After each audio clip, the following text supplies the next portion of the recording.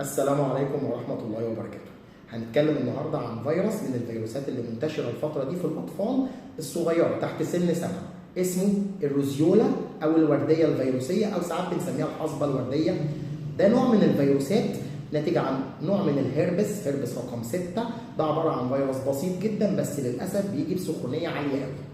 قصته إيه؟ إن الطفل بيجي لنا غالبا بيبقى 6 7 8 شهور في السن الصغير، تلاقي الطفل سخن جدا لدرجه ان الحراره عاليه قوي وعنيفه قوي تعدي ال 40.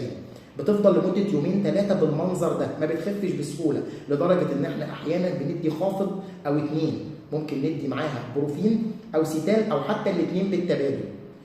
عباره عن ايه؟ ان الطفل ما عندوش حاجه ثانيه خالص غير الحراره، احيانا شويه برد خفيف او كحه بسيطه، لا اكتر ولا اقل. على اليوم الرابع بالظبط بتلاقي ان الطفل مجرد ما الحراره تنزل في اليوم الثالث، على اليوم الرابع يظهر عليه طفح جلدي باللون الوردي، بيبقى موجود في الجسم كله بس اكتر في الوش ومنطقه الصدر ومنطقه البطن. غالبا بيخف لوحده او بنحتاج معاه مضاد هيستامين، حاجه للحساسيه، مع ملطف بسيط للجلد، يومين 3 وبيخف وبيبقى تمام.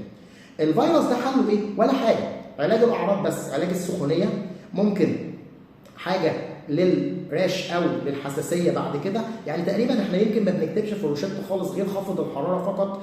حتى مضاد الفيروسات ما بنديهوش الا في احيان معينه اللي بنبقى شاكين ان في حاجه ثانيه معاه.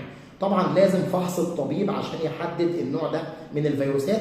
طبعا ممنوع المضاد الحيوي معاه لانه ملوش لازمه خالص، وربنا يحفظ اولادنا من كل شر.